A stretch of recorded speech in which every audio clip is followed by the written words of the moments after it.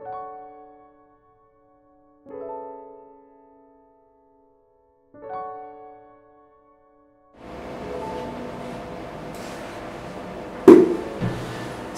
warahmatullahi wabarakatuh. Sahabat sehat Rumah Sakit Muhammadiyah Lamongan, saya Dr. Era Catur Prastia, spesialis kedokteran jiwa Rumah Sakit Muhammadiyah Lamongan. Saya akan berbagi tips tentang bagaimana kita bisa berdamai dengan rasa khawatir dan cemas di kondisi pandemi COVID-19 yang hari ini kita rasakan betul rasanya penuh dengan ketidakpastian.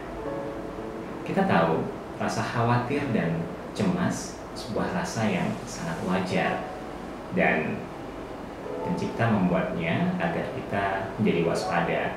Minimal kita mengantisipasi rasa takut sehingga akhirnya kita berusaha untuk tidak gagal dan kita mencari solusi. Tanpa rasa takut dan khawatir, tanpa khawatir dan cemas, pasti kita akan menjadi orang-orang yang ceroboh, menyepelekan kondisi, dan akhirnya mungkin kita tidak akan melakukan semua tindakan yang seharusnya dilakukan. Rasa khawatir dan cemas ini membuat kita bersedia untuk kemudian mencuci tangan. Rasa khawatir dan cemas ini juga menyebabkan kita saat ini bersedia untuk melakukan social distancing atau physical distancing. Pun hal ini membuat kita tetap stay at home, tetap ada di rumah agar mencegah penularan dari virus ini. Akan tetapi, ternyata beberapa ahli menemukan kecemasan dan kekhawatiran yang muncul di masa pandemi ini tidak hanya sebuah kekhawatiran yang normal, tapi justru yang kita temukan banyak sekali yang mengalami sebuah excessive worry, sebuah kecemasan dan kekhawatiran yang berlebihan. Yang awalnya itu merupakan sebuah peringatan untuk waspada, tapi di bagian ujungnya justru menyebabkan ketakutan, bahkan yang paling parah, kelelahan, dan akhirnya perasaan menyerah dan merasa tidak bisa menyelesaikan segala hal pada kondisi ini. Nah, Bapak Ibu sekalian, sekarang kita bertanya, kenapa itu semua bisa terjadi? Rasa cemas dan khawatir ini ternyata dia seperti sebuah rantai yang saling kait-mengkait. Awalnya, rasa cemas itu hanya muncul ketika kita nyeri tenggorokan misalnya, atau sakit kepala. Tapi rasa cemas ini akan berubah dan akan terpikir dengan pengalaman-pengalaman yang kita baca dari media sosial, dari koran dan sebagainya. Akhirnya rasa kering di tenggorokan atau rasa sakit kepala bisa berubah jadi pikiran, loh, jangan-jangan ini adalah sebuah coronavirus, jangan-jangan ini adalah sebuah gejala dari COVID-19. Selanjutnya, setelah ini terpikir dalam benak kita perasaan seperti itu, nanti dia akan berubah menjadi sebuah perasaan yang, kalau misalnya aku kena COVID-19, terus siapa yang akan menanggung anak-anakku? Nanti istriku bakalan bagaimana, dan seterusnya.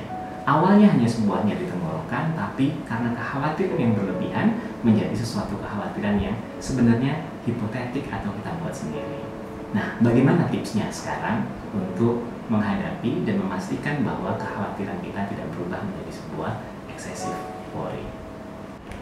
Sahabat sehat RSML, tips-tips yang dianjurkan, yang pertama, tetap tenang. Anda sudah tidak perlu lagi untuk mencari tahu berita tentang virus COVID-19 ini, karena Anda sudah terlalu banyak tahu, dan Anda sudah cukup tahu.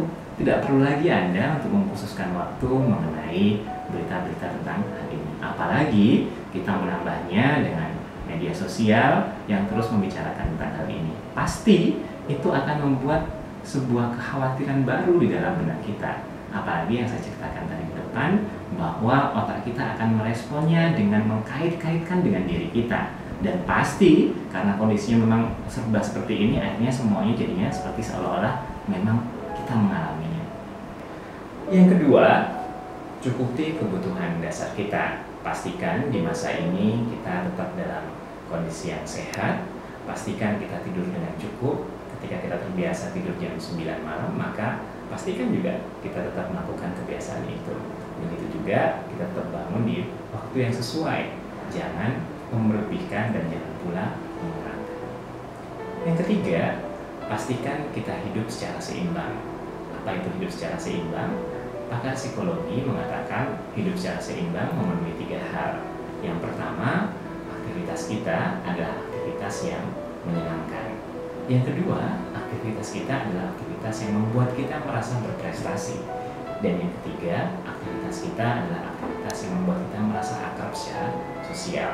Masa pandemi ini membuat kita terbatas bertemu dengan orang lain. Maka jangan lupa, jangan biarkan diri kita hanya sibuk mencari aktivitas yang membuat kita senang saja.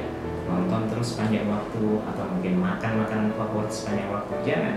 Ini pasti akan menyebabkan perasaan cemas dan khawatir akan semakin meningkat.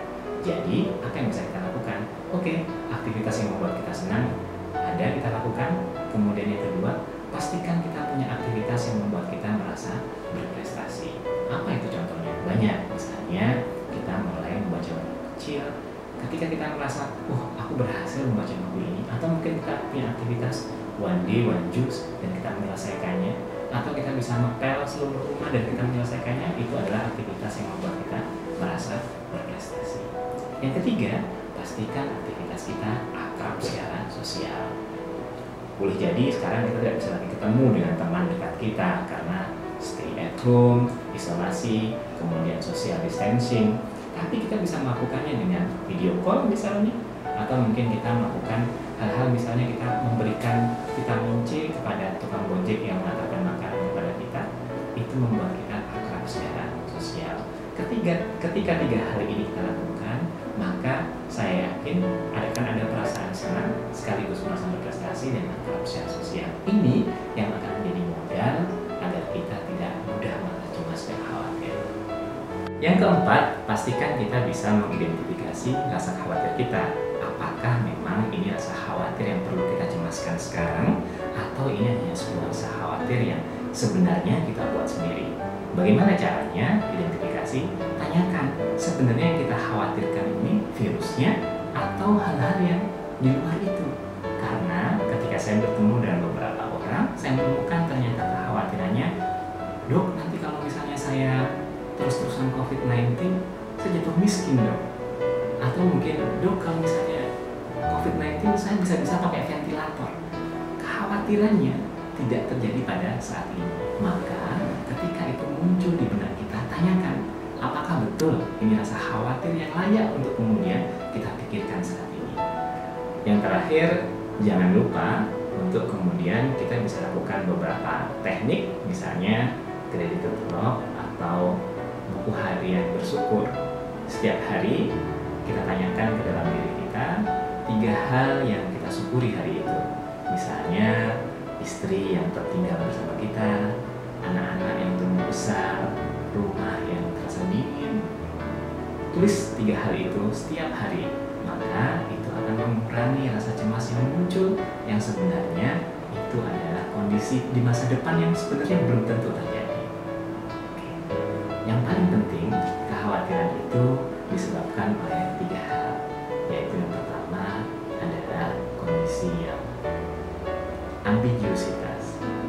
Ambiguositas maksudnya adalah ketika semua orang punya jawaban atas pertanyaan kondisi ini, sehingga kita bingung jawaban mana yang tepat.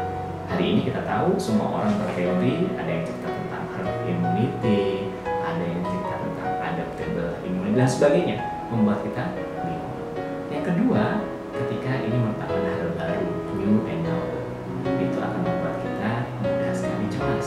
Kita ingat ketika kita masuk bangku SD, SMP, ya, saat itu kita merasa cemas dan khawatir karena itu hal baru buat kita, dan kondisi ini juga hal baru buat kita. Itu membuat kita cemas. Dan yang ketiga, sesuatu yang unpredictable, yang kita nggak tahu bagaimana akhirnya, ini pasti membuat kita cemas. Nah, teman-teman sekalian, sahabat sehat RSML yang berbahagia, jika kekhawatiran dan kecemasan Anda telah berubah menjadi sebuah excessive worry yang kemudian tidak terhindari dan menyebabkan distress, menyebabkan Anda kelelahan, sekaligus menyebabkan Anda tidak bisa melakukan aktivitas sehari-hari, dan orang-orang di sekitar kita mengatakan ada sesuatu yang berubah dalam diri kita, maka itu artinya kekhawatiran dan kecemasan Anda perlu bantuan ahli. Kami di Rumah Sakit Muhammadiyah Lamongan di Poli Jiwa siap untuk membantu Anda. Dan jangan lupa untuk selalu berdoa dan meyakini bahwa tidak ada yang kebetulan. Semua yang terjadi ini pasti atas izin Allah Subhanahu wa Ta'ala.